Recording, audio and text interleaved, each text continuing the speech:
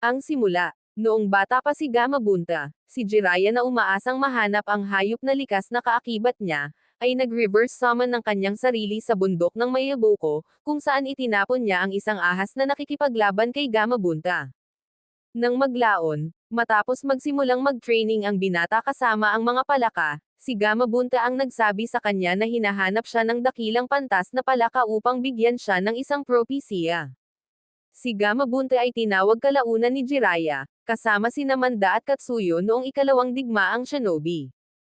Noong pagsalakay ni Tobi sa Konohagakure at pagtatangka nitong sirain ang nayon, tinawag ni Minato si Gamabunta gamit ang Summoning Food Cart Destroyer technique sa ibabaw mismo ng lubo na naghahanda ng Tailed Beast Ball. Hiniling ni Minato kay Gamabunta na pigilan ang siyam na buntot habang inililipat niya ito sa labas ng nayon gamit ang kanyang Flying Thunder God technique. Bagamat nagreklamo si Gamabunta na kahit siya ay hindi kayang pigilan ang lubo ng matagal, nagtagumpay siya hanggang sa mailipat ito ni Minato. Salamat sa panonood, magpatuloy sa kasunod na bahagi.